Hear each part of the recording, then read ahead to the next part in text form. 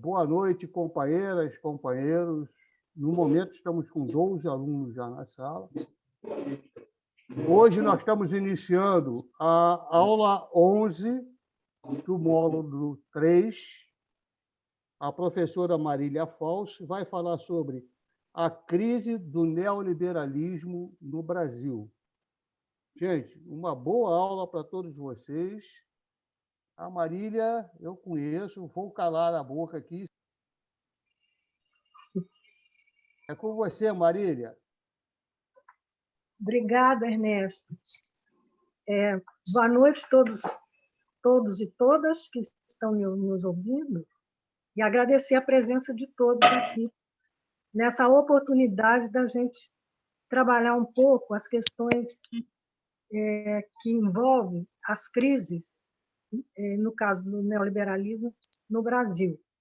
E eu estava vendo, essa semana toda, estava vendo a TV Telesur, com os movimentos sociais que está tendo na Colômbia, no Chile, no Peru, e fiquei surpresíssima que assim é comum de todo mundo falar, dos jornalistas, dos meninos militantes, eles não falam mais capitalismo, falam neoliberalismo. Também são 40 anos de neoliberalismo e na cabeça da gente já se internalizou. Mas o que eu acho interessante é que não se fala mais em capitalismo, como se o neoliberalismo não fosse um momento do capitalismo, né? E eu estou falando isso positivamente. Eu acho muito importante que as pessoas estão identificando os problemas sociais, políticos, etc., com essa chamada do neoliberalismo. E então, quando vocês, eu acho que foi, não sei se foi o Ernesto ou se foi o Carlos, que montou a agenda, colocou para mim que eu teria que falar sobre o fim do neoliberalismo, parece. E eu pedi que vocês poderiam mudar para a crise do neoliberalismo. Por quê? Então, aí eu tentei montar assim, essa conversa que eu vou ter com vocês nesse sentido. Em 1995, foi a primeira vez que eu via na comunidade acadêmica essa discussão do neoliberalismo no Brasil. Foi uns seminários na UERJ, organizado até pelo Emir Sader, e desse seminário gerou 2 livros de textos com vários autores muito interessantes da América Latina, inclusive alguns de fora na Europa. E o título do livro era Pós-Neoliberalismo, 1995. 1995, já se falava em pós-neoliberalismo. Então, o que eu estou querendo encaminhar é que muito se esperou, quer dizer, muito, alguns analistas esperavam, e nesse seminário existiu essa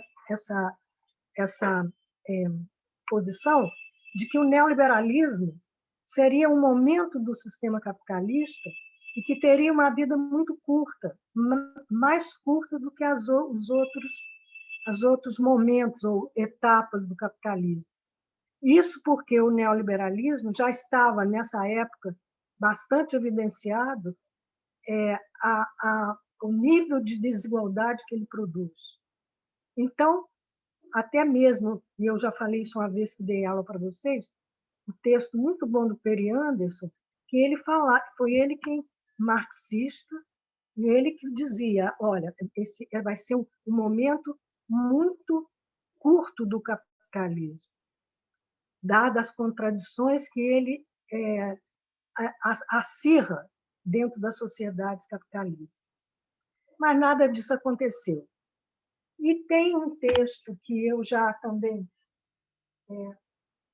apresentei para vocês, que é de 2 franceses, muito bom. Eu acho que esse aqui é um clássico para estudar o neoliberalismo, que é o Pierre Dardot e o Christian Laval. Esses dois autores são autores franceses e eles têm um estudo muito bom sobre o neoliberalismo. E é muito interessante que eles vêm muito ao Brasil, tem muitos, eles publicam pela Boitempo, e tem muita coisa deles, palestra, entrevista, e o livro, não sei se está em PDF, mas tem muita coisa da teoria deles na internet, fácil da gente encontrar. Bom, depois que eu tirei algumas questões do Dardot e do Laval para a gente poder discutir, aí depois eu tentei ver como é que estava sendo a reflexão dos analistas com a crise da pandemia. Aí comecei a fazer uma busca na internet, e já tem muita coisa escrita sobre a crise do neoliberalismo acelerado pela pandemia. Tem, inclusive, um dossiê da Boitempo com vários textos, só que eles não estão tão atualizados. Não estão tão atualizados. Mas é muito interessante que esses autores todos nossos, marxistas, etc., eles estavam já pensando em 2020, no final de 2020, início de 2021, essa crise que foi acirrada na sociedade pela pandemia. Então, em outras palavras, o que é o meu objetivo com vocês? Seria pensar junto com vocês a questão das mudanças, das mudanças que nós estamos passando por um período de mudanças profundas, tanto qualitativas como quantitativas. E essas mudanças, os autores já estão começando a perceber quais as raízes dessa mudança. E, como a gente está acentuando, a pandemia vem aprofundar muito essas mudanças que nós já estávamos passando de uma sociedade industrial para uma sociedade de serviços. Então, nós estamos realmente numa fase de mudança, e essa mudança reflete em todas as áreas sociais. Não é só no processo produtivo, mas ela tem impactos em toda a sociedade. Então, eu vou começar a falar sobre alguns pontos da teoria do Dardot e do Laval, incentivando a vocês de ler esses autores, que eles são muito bons, muito claros, e faz uma análise muito boa da sociedade, do capitalismo. Tem um texto deles que saiu agora, que chama Comuns, que também seria muito interessante se a gente lesse ou discutisse alguma coisa com vocês uma outra aula. Eu parti do princípio que tem algumas pessoas que estudaram comigo na aula passada que já tinham ouvido a gente falar e discutir alguma coisa sobre neoliberalismo. Mas acredito que tem outras pessoas que não discutimos isso. Então, eu tirei alguns pontos que eles apresentam. O título deles já é muito interessante, A Nova Razão do Mundo, no qual eles colocam exatamente as mudanças produzidas pelo neoliberalismo. Então, segundo o David Harvey, ele diz que nesses 40 anos de neoliberalismo são tão profundos as mudanças na sociedade que nós já estamos com a cabeça neoliberalizados. A gente não percebe, mas nesses 40 anos de neoliberalismo já subjetivamos uma série de valores, de relações sociais e econômicas dentro do neoliberalismo, que já está dentro do nosso inconsciente. Então,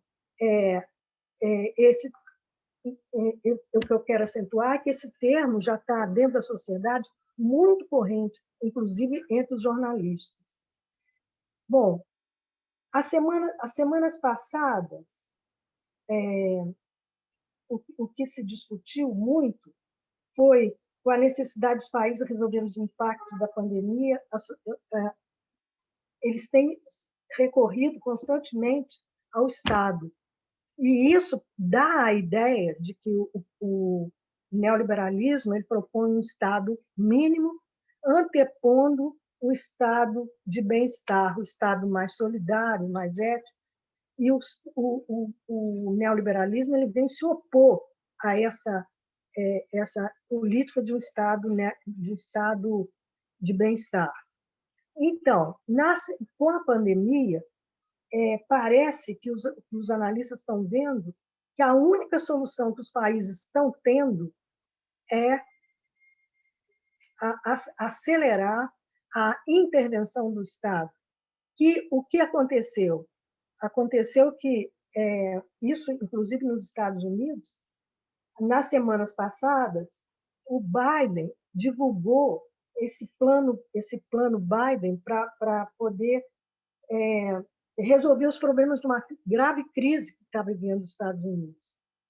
Então, se discutir então aqui no Brasil e também lá nos Estados Unidos, nesses 100 dias do Biden, se de fato os Estados Unidos, que era o precursor, o Reagan e a Thatcher, os Estados Unidos, precursor das políticas e da ideologia neoliberal, estava sendo, pela realidade da pandemia, sendo questionada por ela, e através dessas mudanças, ou seja, dessas propostas do pacote Biden, o neoliberalismo estava acabando. E isso, vários autores, economistas, etc., disseram que o pacote Biden tem evidentemente, o porte de uma recuperação econômica. Será que ele é um pacote como como o do Roosevelt, o New Deal? A grande pergunta era essa. Os impactos da pandemia foram tão graves nos Estados Unidos que o Biden colocou o crescimento econômico da sociedade americana à frente dos riscos inflacionários. E são 3 trilhões de dólares que ele vai injetar na sociedade, que, evidentemente, completamente ninguém esperava do Biden uma atitude solidária destas, né? Então, começou-se a discussão de que os Estados Unidos já estava dando um adeus ao neoliberalismo. Bom, aqui no Brasil, os autores acreditavam que não existiu no pacote Biden mudanças profundas que necessitaria para que a sociedade americana abandonasse a política e a ideologia neoliberal.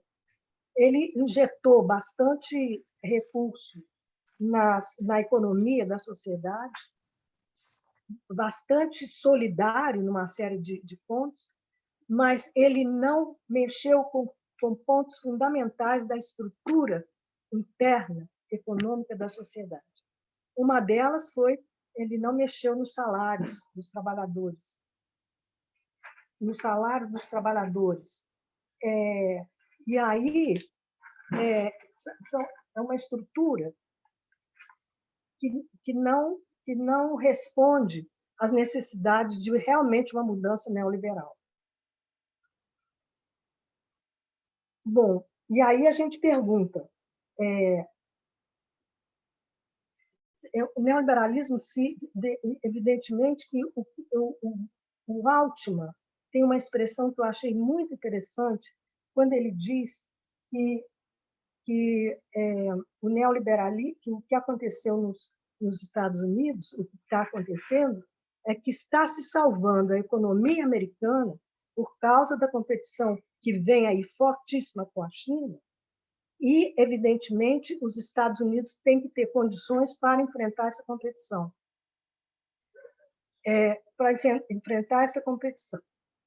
E aí, a grande questão que o Altman coloca, que eu acho muito interessante, que ele diz: o sistema está salvando, está melhorando o sistema para a volta profunda do sistema neoliberal. O sistema salvando o sistema para o neoliberalismo.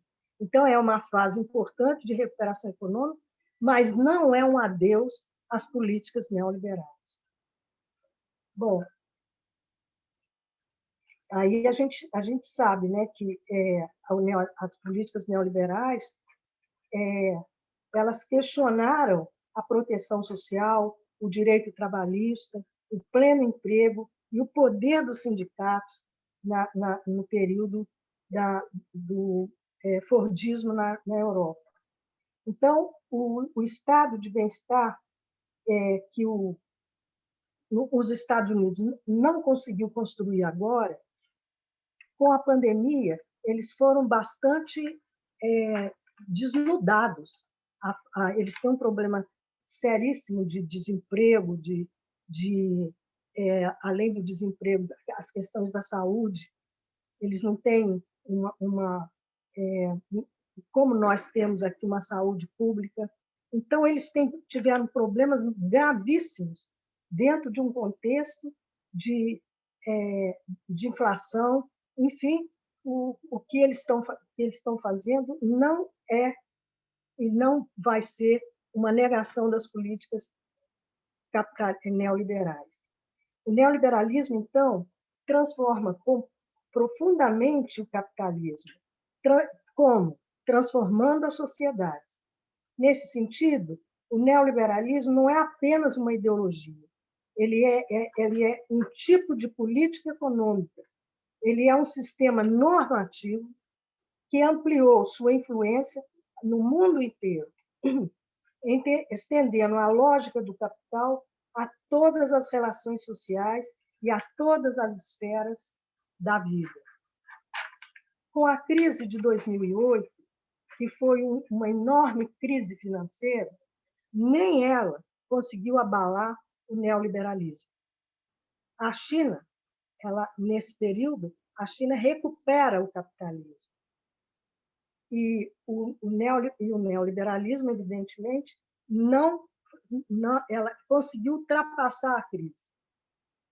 Embora essa crise tenha sido profundíssima, ela não foi suficiente para que o neoliberalismo desaparecesse. E é o que nós estamos vivendo agora com a pandemia.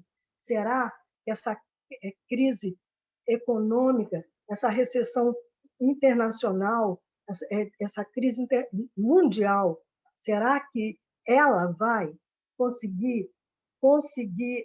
será suficiente para derrotar o neoliberalismo? É a pergunta que se faz. Acredita-se que, muito pelo contrário, o neoliberalismo ele vive das crises. Parece que está se entendendo mais agora o que é, de fato, o neoliberalismo. O neoliberalismo é uma oportunidade, longe de provocar um enfraquecimento das políticas neoliberais. A crise de 2008 conduziu a um brutal fortalecimento. Todo mundo esperava que o neoliberalismo não aguentaria a crise de 2008 e, pelo contrário, o neoliberalismo volta como uma forma de muito superior de exploração, com as políticas de austeridade adotada pelos Estados, cada vez mais ativa na promoção da lógica da concorrência e nos mercados financeiros. Então, se esperava uma crise e o neoliberalismo volta, no momento seguinte, mais forte e mais, evidentemente, com austeridade maior, explorando mais a sociedade. Então, o que o Dardot e o Laval apontam é que as crises não são para o neoliberalismo uma ocasião para limitar-se, mas um meio do sistema prosseguir cada vez mais com vigor a sua trajetória de ilimitado. Quer dizer, as crises fazem parte da estrutura do sistema. Bom, a gente sabe que essa visão marxista, que as sociedades capitalistas elas não são planejadas. E por elas não serem planejadas, as crises que existem têm uma funcionalidade muito grande na medida em que o capitalismo se recupera nas crises, né? Então, não é novo o neoliberalismo nesse sentido. Ele está dentro dessa lógica que o Marx percebeu isso, até o Engels percebeu isso lá na situação da classe operária inglesa. Ele tem uma parte que ele descreve sobre a questão das crises, a forma como o capital produz e se alimenta da crise. O Dardot e o Laval estão dizendo exatamente o seguinte: o neoliberalismo impede, ele limita, se torna muito difícil a ação coletiva. Isso porque os indivíduos, no neoliberalismo, eles são submetidos a um regime de concorrência em todos os níveis. As formas de gestão na empresa, o desemprego e a precariedade são poderosas alavancas de concorrência interindividual e definem, sobretudo, novos modos de subjetivação. Então, o que está se falando é que essa concorrência, esse individualismo, essa concorrência, se cria uma subjetivação que ultrapassa a questão da economia só. Ela tem um componente fortíssimo de representação social, de construção identitária. Então,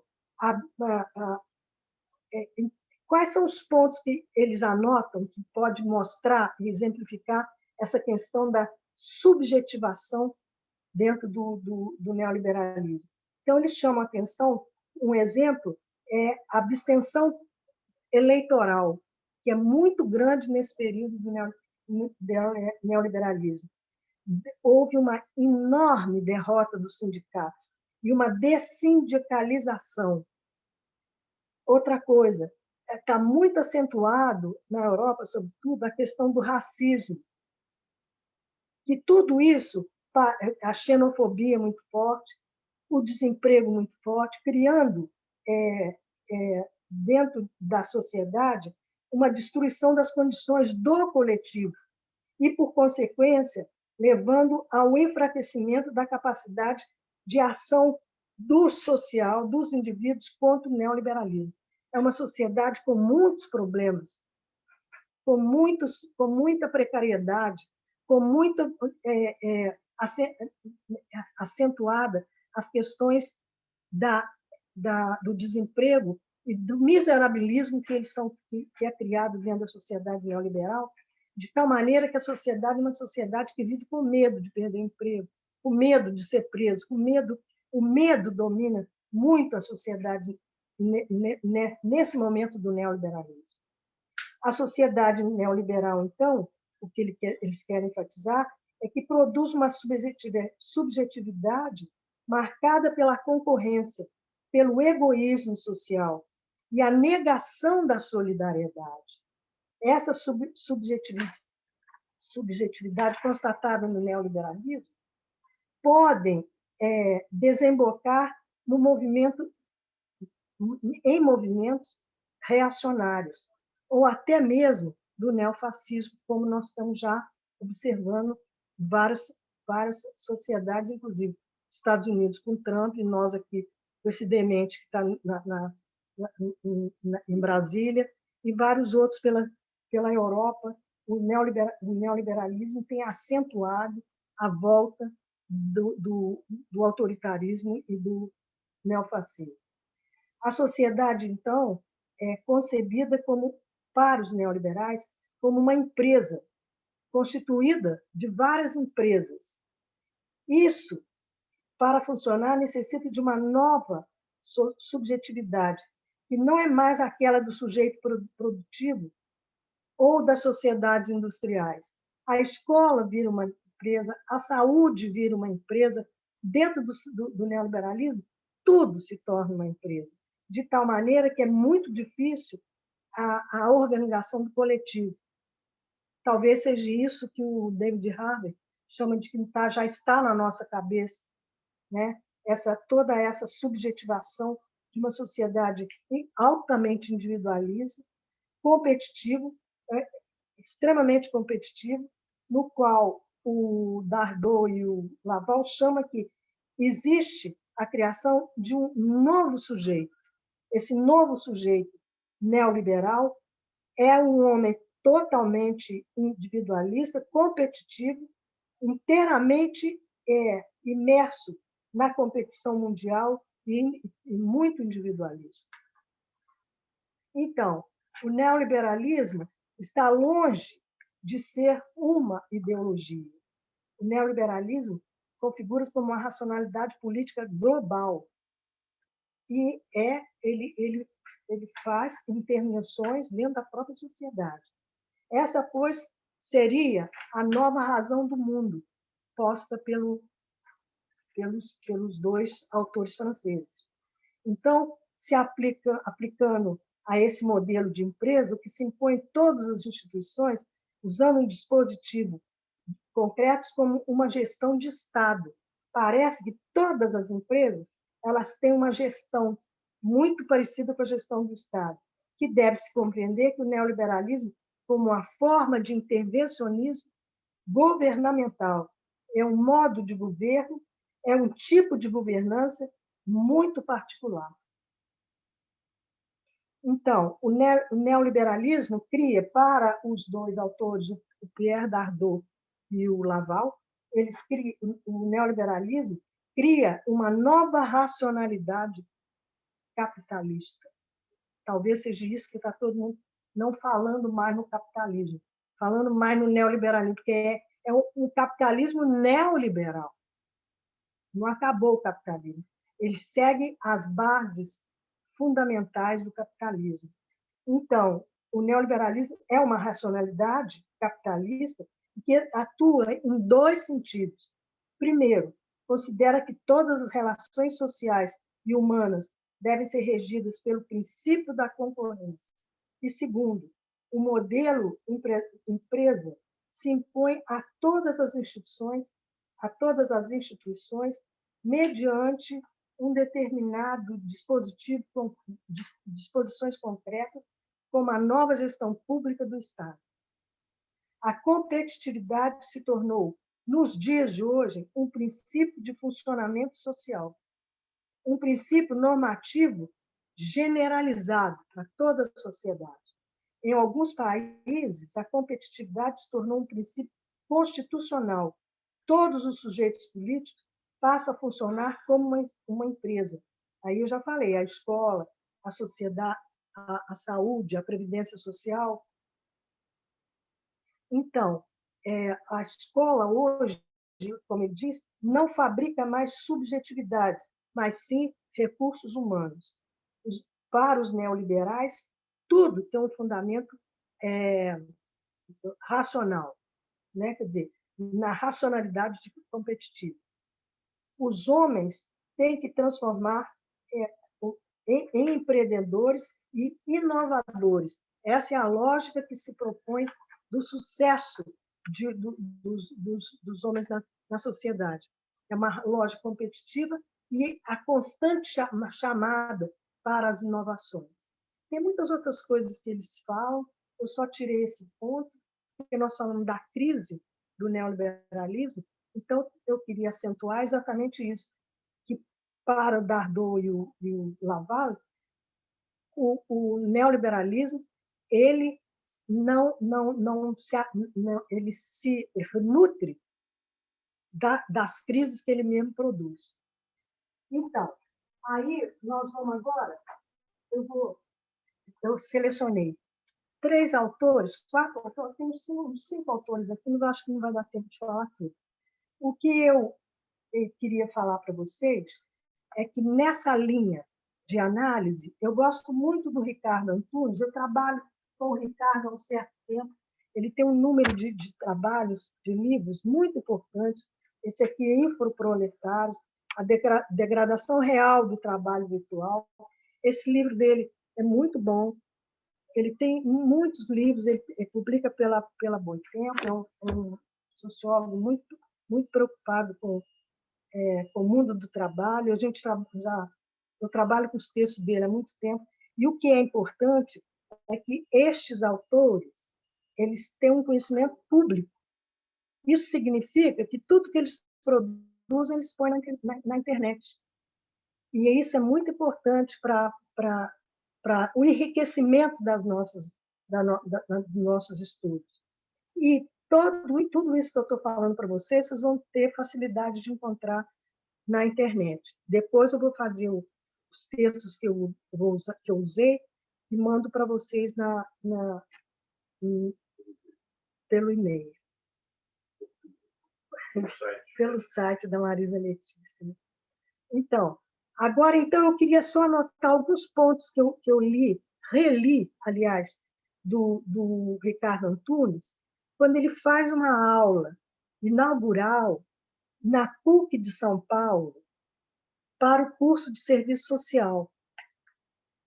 E ele tinha como título A Crise e a Pandemia, a Transformação do Mundo do Trabalho. Então, ele pega um ponto importante, que o primeiro é o Brasil, o segundo é essa questão da crise do neoliberalismo e, evidentemente, a crise acentuada pela pandemia. Então, vamos lá. Nessa aula, o Ricardo é muito claro, muito interessante, porque ele aborda o capitalismo pré-pandêmico no Brasil e depois apresenta os impactos e os efeitos no período pandêmico. Então, ele pode-se dizer que ele trabalha com 3 tempos. Um tempo pré-pandêmico, o tempo da pandemia, e depois ele vai tentar esboçar algumas hipóteses que ele tem para o pós-pandêmico. Então, ele vai analisar 3 hipóteses. Ele tem 3 hipóteses que podem explicar a crise do capitalismo geral, global, e as transformações do trabalho nesses 2 momentos. Bom, a primeira hipótese, então, ele diz que a pandemia não é a causa da tragédia social que nós estamos vivendo. A pandemia ela vem desnudar a realidade social perversa a qual nós estamos submetidos. E a pandemia vem amplificar exponencialmente a tragédia social, sobretudo essa que nós vivemos no Brasil. Então, a sua primeira hipótese, a hipótese que ele trabalha, é que a pandemia vem sendo usada pelas grandes empresas para o capital, sobretudo, e as corporações internacionais desenvolver um laboratório de experimentação do trabalho. Isso significa aquela hipótese que o Laval diz, que o neoliberalismo ele se nutre das crises, ele dá um salto depois. E a gente, associando aqui a hipótese do Antunes, do Ricardo Antunes, ele mostra, então, que o que está acontecendo, o interesse dos capitais agora, na pandemia, é implementar formas novas de trabalho para ser usado depois do período pandêmico, no pós-pandêmico. Então, ao invés de ele se afundar, como a gente esperava que agora o neoliberalismo vai acabar, o que o Antunes está dizendo é que eles já estão fazendo laboratórios de experimentação com os trabalhadores nesse período pandêmico. A segunda hipótese que ele trabalha, e é bem provocativa, ele diz que o capitalismo de plataforma parece ter em comum com as formas primitivas do capitalismo. O Ricardo chama-se essa regresso, essa regressão do capitalismo na forma de plataforma, no que vivemos no século XVI e no século XIX. Há algo em comum no século XXI, aos primeiros momentos do capitalismo, dos primeiros momentos do capitalismo, que ele era altamente espoliador e explorador. A terceira hipótese que ele ainda está desenvolvendo, ele observa que, com o advento da indústria 4.0, do mundo do trabalho digital, ou online, intermitente, uberizado, estamos ingressando numa nova era de desantropomização do trabalho. Que esse é um termo, uma categoria que quem usa é o Lukács, e ele, nesse livro, esse livro ele analisa. No sentido do trabalho, em vários textos dele, no Infraproletários, ele trabalha dessa categoria. Então, o que evidencia, então, essa desantropomização que está ocorrendo no neoliberalismo, ele acha que é a perda da dimensão humana do trabalho. Então, aí a gente vai trabalhar com inteligência artificial, com a máquina, o universo maquínico, né? E o que evidencia, então, esse período pós-pandêmico? Ele se pergunta. Em 2019 e 2020, nós tivemos antes uma eclosão, antes da eclosão da pandemia, aqui no Brasil, nós tivemos um cenário duro de uma recessão econômica, e que é global. Aqui no Brasil, nós vivíamos, além de uma recessão econômica, aprofundávamos uma crise que se agudiza enormemente no período do Temer e dessa nova eleição de Bolsonaro. Nós, como nos Estados Unidos, vivíamos, então,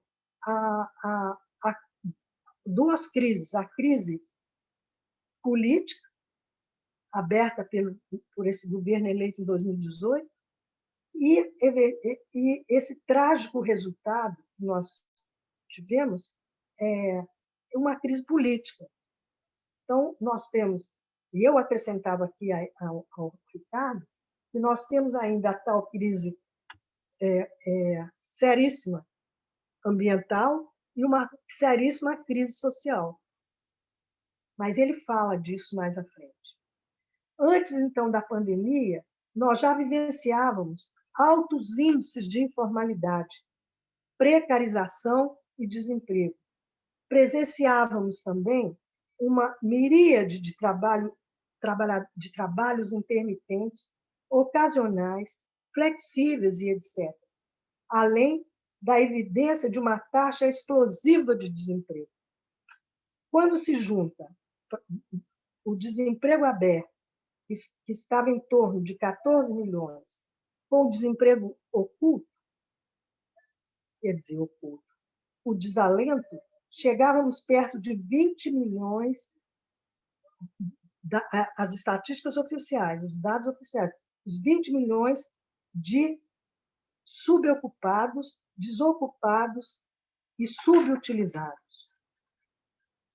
Vendo isso, contribuindo para a ampliação dos níveis abissais de desigualdade social que vivemos no Brasil, pode-se dizer que nós não temos mais só a miséria, nós temos um processo de miserabilidade muito acentuado.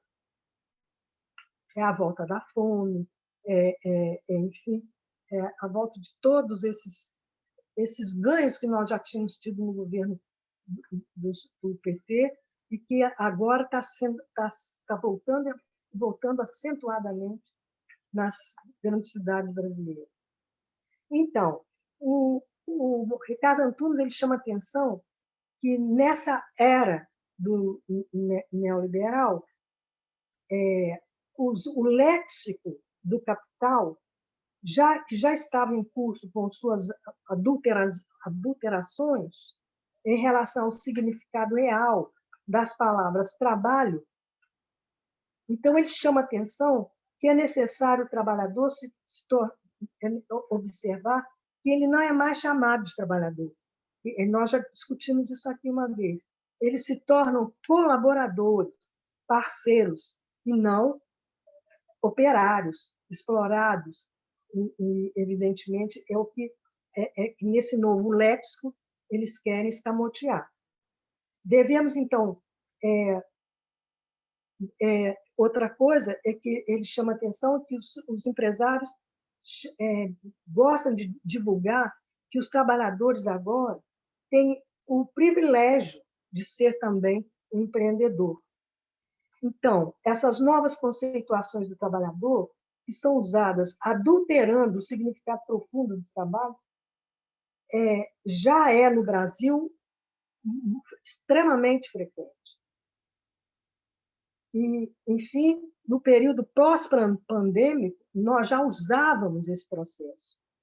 A pandemia vem exasperar esse cenário social de colaboradores, parceiros, que estão sendo demitidos aos milhares e milhões das empresas.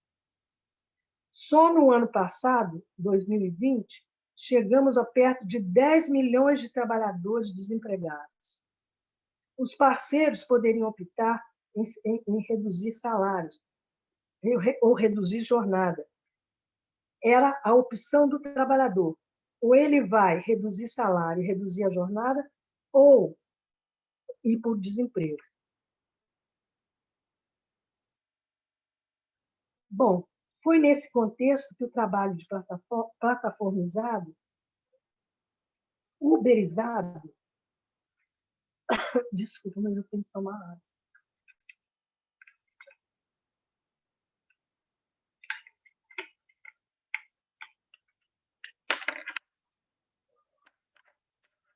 Foi nesse contexto, então, que o trabalho de plataformizado e uberizado adquiriu o mesmo traço performativo que se pode dizer da McDonaldização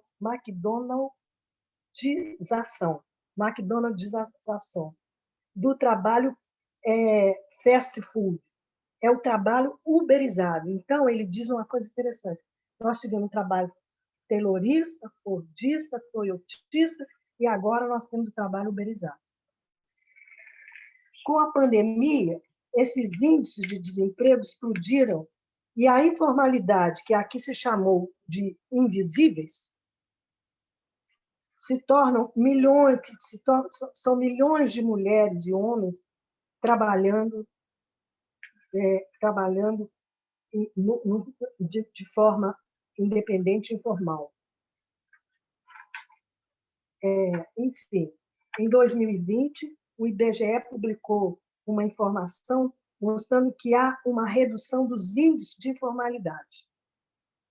A redução da informalidade pode até chamar a atenção, que bom que está terminando a informalidade, porque estão sendo formalizados, como foi no PT, período PT. Mas não é isso.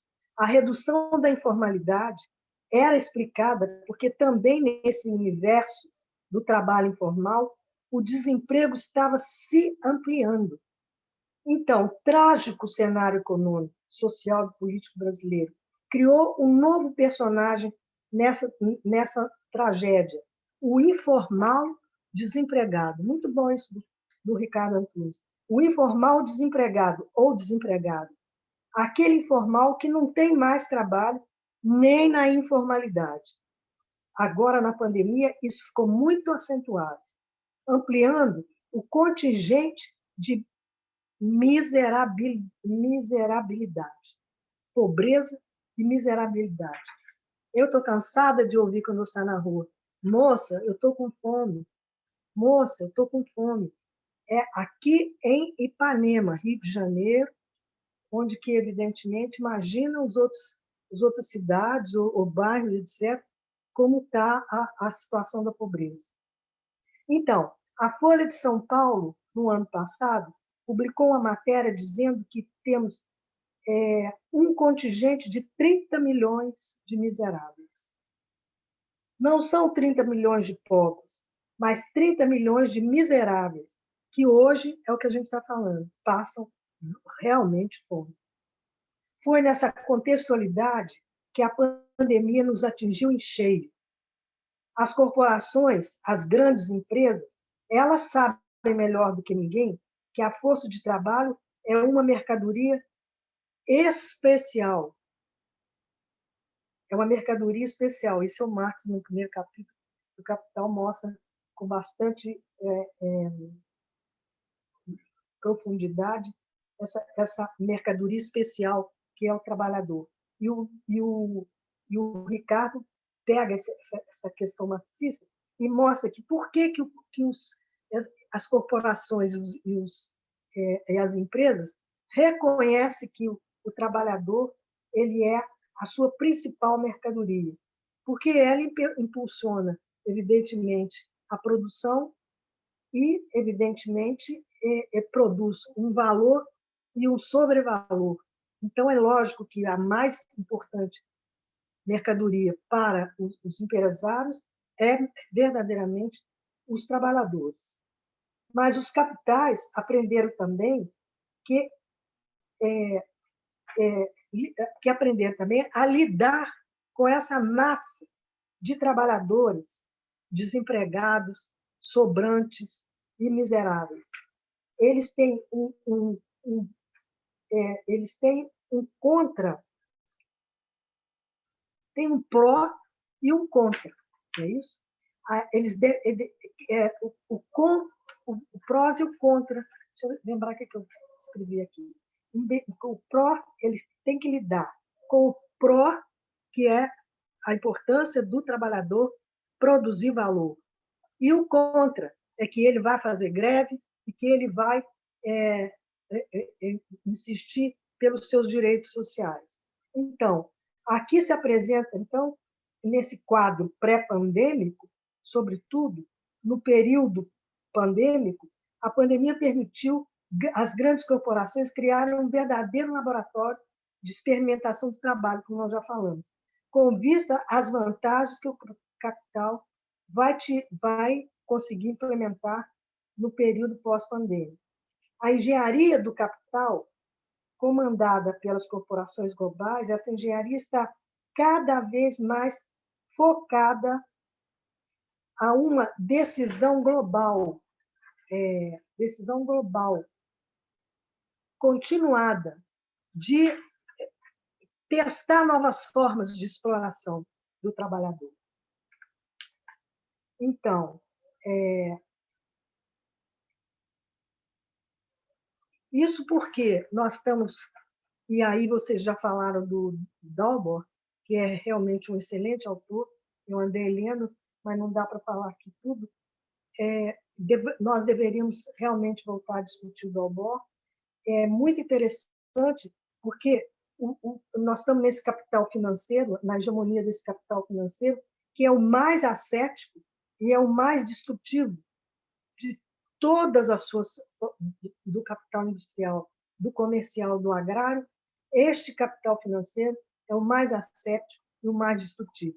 Isso porque, com a crise, ou sem crise, o capital financeiro ele ganha, chafurdando na vala comum do sofrimento dos trabalhadores. Essa engenharia social do capital criou um verdadeiro, segundo o Antunes, um verdadeiro Frankenstein social. O que significa esse Frankenstein? Reduzir ao máximo o trabalho vivo para a produção, substituindo o trabalho... reduzir ao máximo o trabalho vivo necessário à produção para poder substituir a tecnologia de informação e comunicação. Então, essa nova tecnologia permite o capital reduzir o trabalho vivo, não, o trabalho morto, que são as máquinas. E, evidentemente, a informatização permite ele usar mais e explorar mais o trabalhador, o trabalho livre. Como há um enorme contingente de força de trabalho sobrante, sua escala, que é em escala global, as chances do capitalismo neoliberal uberizado explorar os trabalhadores é infinita. Então, concluindo a primeira hipótese, o Antunes ele diz que hoje se expande o mundo informacional digital, que é o protótipo do trabalho, e que o capitalismo vislumbra para as próximas décadas, especialmente nos setores de serviços, mas não só. Hoje já está em todos os setores essa uberização do trabalho. Existe uma miríade de espaços em que o capital está já uberizando. Então, ele está uberizando não é só os trabalhos, os entregadores, os trabalhos não qualificados. Ele está uberizando o trabalho dos professores. Já tem professores que estão fazendo, que estão sendo uberizados, sobretudo dessas empresas privadas. E o médico está uberizado, o advogado está uberizado. Enfim, a ideia é que, a partir do pós-pandemia, esse laboratório permitiu criar para vários setores que antes era impossível uberizar, agora vai ser possível. Então, se apareceu também, quer dizer, reapareceu, que o home office já não é novidade, mas está voltando com muito crescimento. As atividades, então, dos professores, dos advogados, dos arquitetos, médicos, enfermeira, trabalhadores de cuidados, até jardineira, motorista, enfim, vários setores já estão incorporando essa uberização. E qual, então, o Antunes diz, eles perguntam qual é o segredo desse novo Frankenstein social. Então, essas empresas que utilizam cada vez mais a informalidade, se utilizam cada vez mais da uberização, é porque ela é permitido usar por causa da informalidade, da flexibilidade e da precarização. Essas empresas, então, utilizam cada vez mais a informalidade, a flexibilidade e a precarização. São os três elementos que permitem a uberização. Embora essas características sejam do capitalismo, nós aqui do Sul, mas também vai ser utilizado pelas grandes empresas nos países do Norte. Então, as grandes plataformas digitais, que a gente sabe que são a Amazon, são enormes, a Amazon, a 99, o Uber Eats, iFood, Globo, etc., deram ao Facebook, deram um grande salto utilizando as plataformas de tecnologias informacionais e digitais. Essas empresas canalizaram centralmente para fins lucrativos das grandes corporações e do mundo financeiro. Houve um crescimento muito grande dos capitais do mundo financeiro. Tudo isso vem facilitando a criação e a expansão de novas modalidades de trabalho, afastando a legislação protetora, primeiro, a legislação protetora do trabalho, que nós já tínhamos vivido isso seriamente no governo Temer. Só a Uber tem 5 milhões de trabalhadores uberizados no setor de transporte do mundo. E no Brasil, o trabalho é uberizado e de plataformizados das referidas empresas já atingiram mais de 5 milhões de trabalhadores. As jornadas de trabalho são muito grandes, mais de 10, 12 horas por dia, sem trabalhador, às vezes, ter folga, sem salários, e seus salários, às vezes, rebaixados. E o trabalhador uberizado, ele arca com todos os gastos. Ele não só compra mochila para ser um entregador, mas também os equipamentos que lhes são necessários. O celular, a bicicleta, a patinete, o carro, e, enfim, até a mochila do trabalhador é ele que paga. Ele tem que comprar. Estes laboratórios do capital, com múltiplos experimentos de exploração e expoliação do trabalho, é que vão intensificar o período pós-pandêmico. Nós já podemos aguardar.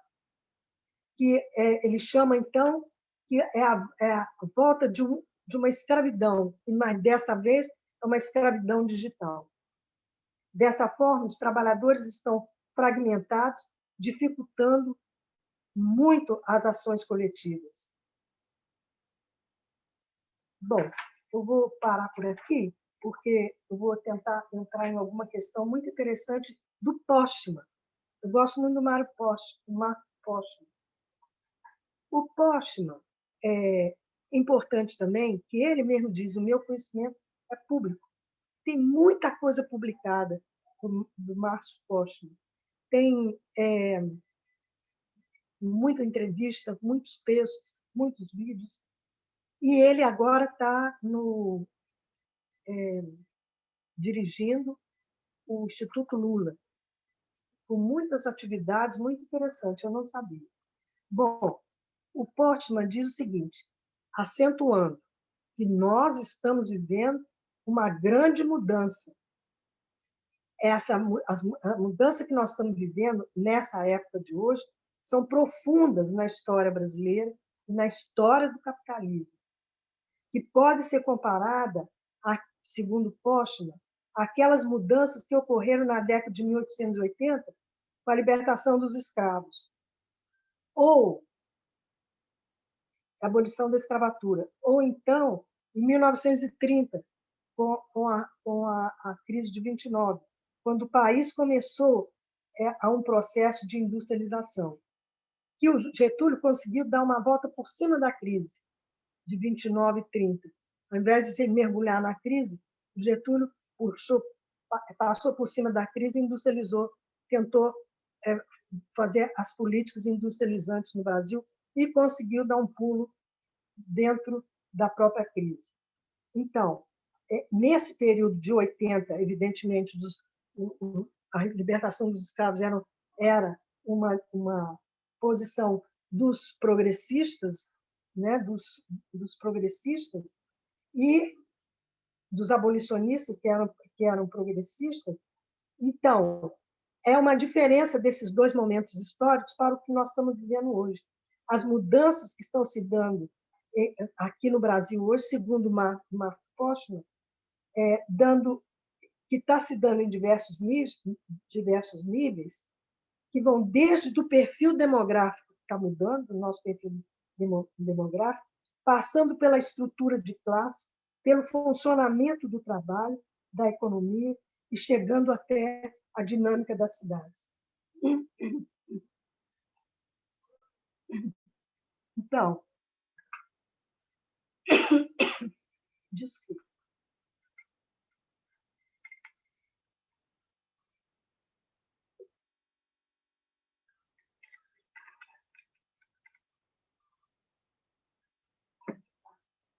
Então, nós estamos vivendo, então, o que o Postman diz, que é uma transição muito importante de uma sociedade industrial para uma sociedade de serviços.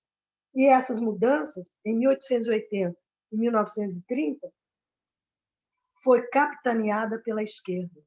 E nós estamos vivendo essas mudanças hoje, no Brasil, capitaneado pela extrema-direita. Essa é a grande diferença das mudanças profundas que existem hoje, justamente por causa não sei se grande poder que está tendo a extrema-direita na condução e no desmonte da estrutura do trabalho no Brasil. Estamos, então, vivendo um período, ele acredita que seja pré-insurrecional, onde a população está extremamente insatisfeita. E a extrema-direita tem a maior facilidade em conversar. Infelizmente, a extrema-direita tem a maior facilidade em conversar com o povo, mais do que, inclusive, a esquerda. A sociedade que existia no final dos anos 70 e início dos anos 80 não existe mais no Brasil. A classe trabalhadora que construiu o PT não existe mais no Brasil. Há uma mudança de estrutura de classes da sociedade e que nos impõe novos desafios programáticos e organizativos. Na década de 80, tínhamos uma burguesia industrial no país. Hoje, a indústria brasileira é representada com menos de 10% do PIB, e que equivale ao que tínhamos em 1910. Hoje, temos o predomínio de uma burguesia comercial que quer comprar barato e vender caro. Nos anos 80, tínhamos uma classe média assalariada, que praticamente não existe mais. Houve um desmoronamento do emprego clássico da classe média. A classe trabalhadora também mudou. Cerca de 4/5 dos trabalhadores estão concentrados no setor terciário, nas diversas áreas de serviços, como nós já falamos. Eles não estão mais concentrados nas grandes fábricas, nos grandes espaços de trabalho. Eles estão, como nós já falamos, nos serviços, eles estão dentro do shopping center, dos complexos hospitalares, prestando serviços para condomínios, para o setor comercial, enfim. A classe trabalhadora também mudou profundamente seu perfil. A classe trabalhadora está cada vez mais ligada a um trabalho imaterial e submetida à nova organização temporal e espacial que é regulada. Outra novidade na passagem social, na mudança, na paisagem social brasileira, é a força gravitacional das igrejas, que também já conversamos isso aqui. Os evangélicos dos grupos que estão mais ligados e os grupos que estão mais ligados ao crime organizado. Então, nós temos esses dois grupos que já foi discutido bastante aqui, que são, evidentemente, as referências dos trabalhadores hoje. Esses grupos são tanto o crime organizado como as religiões, são grupos eficazes nesse momento, por fornecerem respostas a curto prazo para uma sociedade que não aponta um projeto futuro, especialmente para os jovens periféricos marginalizados. Parece que cerca de 80 milhões de brasileiros frequentam semanalmente as Assembleias de Deus. Marília, Oi. caminhando para o final, para a gente poder fechar às 21 horas. Quantos minutos? 5? 5, 10 minutos, dependendo das perguntas. Tá. Então, como nós já vimos aqui numa discussão, as Assembleias de Deus, nas Assembleias de Deus, os jovens, sobretudo, encontram laços de solidariedade e fraternidade, as famílias, etc. A lógica que nega esse fenômeno está mais ligada à subjetividade das pessoas. A lógica que rege, a lógica que rege esse fenômeno está mais ligada à subjetividade das pessoas, que são, evidentemente, o que guia agora vai ser a racionalidade. Segundo Postman, nos partidos, nós estamos com uma retórica envelhecida em uma sociedade cada vez mais individualista. Ele chama atenção para que a gente vai ter que trabalhar com isso, que a nossa retórica já está ultrapassada. os partidos terão que reinventar a nova forma de ação social. Para concluir o texto de Postman, ele acentua que, em face dessas mudanças no Brasil, estamos diante de um quadro que existe um outro sujeito social. Esse novo sujeito social não é mais a classe trabalhadora, industrial, cujo trabalho e o sindicato tinha uma centralidade na construção de uma identidade operária. É somente no trabalho que nós sabemos que é somente através do trabalho que se pode construir uma identificação e a construção de uma identidade de trabalhador. Se agora não se tem um espaço, ou não se tem uma interação capaz de produzir, de fazer a possibilidade, enfim, a construção da identidade só se faz junto com o outro. Não se faz a construção da identidade sozinho. E não se pode fazer a identidade.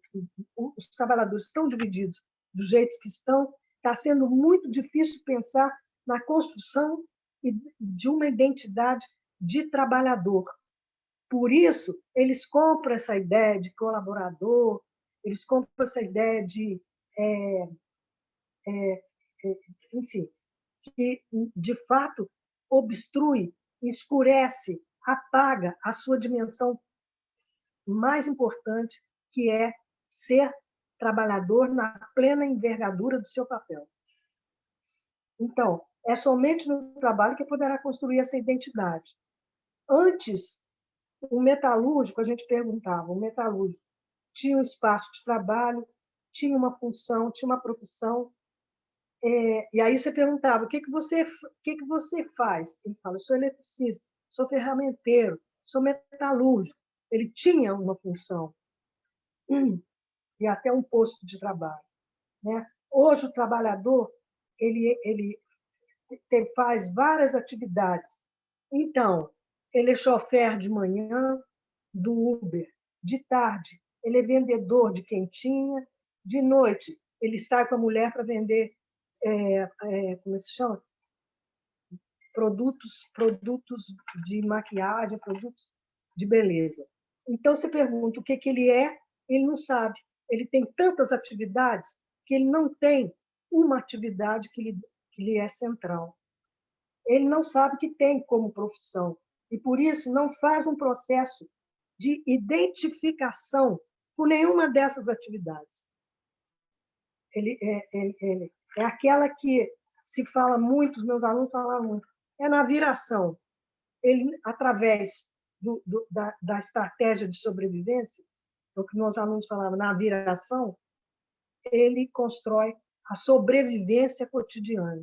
Então, a nossa sociedade brasileira está passando profundamente por uma mudança, e o Postman é importante, porque ele listou as mudanças dentro da classe trabalhadora. Eu vou deixar esses textos todos para você. Agora, eu tinha ainda o David Harper, mas eu acho que não vou apresentar, não, né? Ô, Germano? Ernesto? Alô, Ernesto? Oi? Oi? Eu ainda tinha o David Harvey, mas eu acho que não vou apresentar, não. Olha só, me parece, Carlos, eu acho que não tem ninguém inscrito. Então, pode usar mais uns 5, 10 minutos. Depois eu me inscrevo, Carlos. Pode me inscrever, mas lá no final. Eu vou dar só algumas questões do David Harvey, porque eu estava preocupada em saber o que esses analistas pensam da pandemia. Então, o Harvey ele tem um texto que é publicado pela Boitempo, num dossiê coronavírus, ele também participou desse dossiê. Então, ele fala, o texto dele é Política Anticapitalista em Tempo de Covid. É exatamente isso que a gente está mais ou menos falando. A pandemia exigiu que os estados começassem a ter que voltar a olhar pelo social, né? E ele chama atenção disso. As autoridades públicas e os sistemas de saúde foram, no neoliberalismo, em quase todos os países, pegos em flagrante. Por quê? 40 anos de neoliberalismo na América do Norte, do Sul e também na Europa deixaram o público totalmente exposto e mal preparado para enfrentar uma crise de saúde pública desse tamanho. No mundo civilizado, quer dizer, rico, foram privados de financiamento graças a uma política de austeridade, projetada para financiar cortes de impostos e subsídios para as empresas dos ricos. A saúde foi tratada como um negócio que eliminou a possibilidade de ter um excedente para enfrentar uma situação de emergência como essa. Segundo Harvey, como a política neoliberal impulsionou até uma nação rica como os Estados Unidos a cortar gastos sociais, imagina o que aconteceu nos países da periferia. Trump cortou o orçamento do Centro de Controle de Doenças, cortou as verbas para todo o financiamento de pesquisa, inclusive sobre as mudanças climáticas. Segundo Harvey, o Covid-19 é uma vingança da natureza por mais de 40 anos de maus tratos e abusos nas mãos de um extrativismo neoliberal, violento e não regulamentado. Segundo Harvey, foi notável o tratamento dado à epidemia pela China.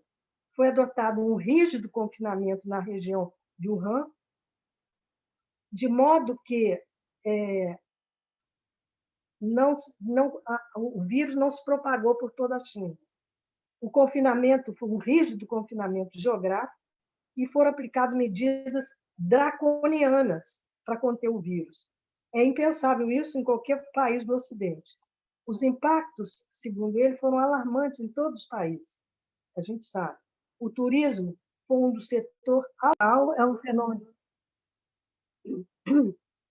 um fenômeno do mundo inteiro, então os países tinham que se organizar e ter uma resposta coletiva. E a gente viu que não existe isso, né? Não existe isso, e, sobretudo, os países ricos são quase todos vacinados com as vacinas, e a gente sabe que a África, os países pobres, não estão nessa situação. Então, o que eu digo o seguinte, que a resposta que o plano Biden está dando à sociedade americana não é para o povo. Claro que o povo vai melhorar, ele está arrumando um sistema para que as burguesias dominantes consigam continuar no seu processo de dominação. Então, é uma intervenção para colocar os interesses da burguesia na arrumação do capitalismo, entendeu? Não é uma etapa para salvar, enfim, a sociedade só. É uma etapa para salvar o sistema neoliberal, para o sistema neoliberal. Eu gosto muito do Altman quando ele diz isso. O Biden continua a ser um servidor leal ao capital financeiro e não ao neoliberalismo só, entendeu? Então, eu acho que eu entendi exatamente o que você perguntou. Agora, a Lucília, ela fala da informação, e é verdade, é um número de informações muito grande que a gente tem dificuldade até de selecionar a Luzia, até de selecionar o que é bom, o que não é. É uma coisa assim que a gente está... É uma forma de alienação, já li isso. Quando a informação é muita informação, ela também é alienante, porque você não consegue depurar, você não consegue nem, evidentemente, selecionar. E aí entra a formação que vem de fora do sujeito. Então, já ouvi essa análise que é interessante. Excesso de informação também é alienante. Se eu entendi realmente o que você perguntou. Agora, a Luzia falou uma coisa respondendo. A sua pergunta foi já uma resposta.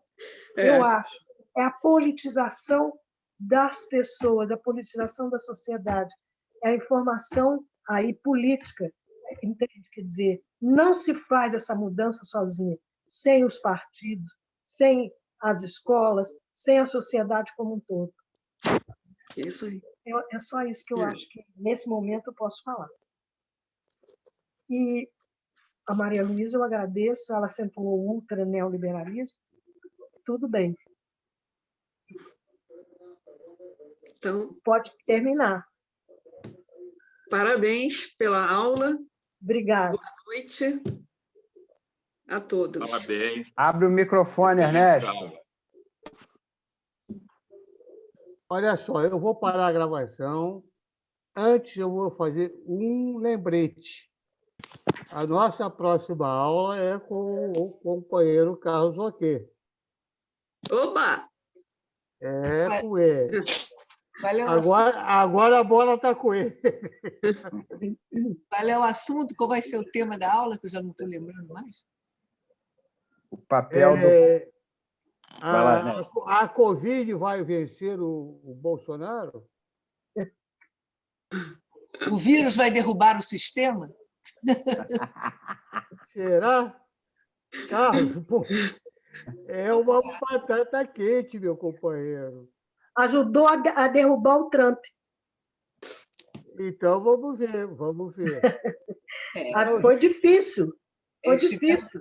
Eles tiveram que rever o ultraneoliberalismo, né? Pois é. Então, o Carlos está com a bola na quarta-feira que vem. Vou ficar aqui esperando. Ou eles podem usar o vírus, né? Também. Que é o que é pior. Mas é o que acontece aqui. O Carlos já pegou.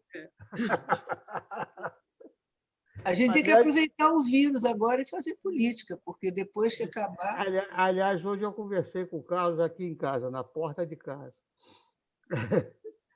Gente, muito obrigado, Marília, mais uma vez. Muito obrigado. Muito obrigado a vocês. Parabéns, Marília, muito legal. Beijo para todos vocês. Obrigado, Marília. Beijo, pessoal. Marília, não esquece as referências, hein, Marília? Por favor, as referências. Sim. Eu vou mandar. Obrigado. Vou mandar, sim. Boa noite. Boa noite. Boa noite, gente. Obrigada, Marília. Boa noite, meninas. Boa noite. Tchau, um beijo. Tchau, pessoal. Catinha! Oi. É que eu...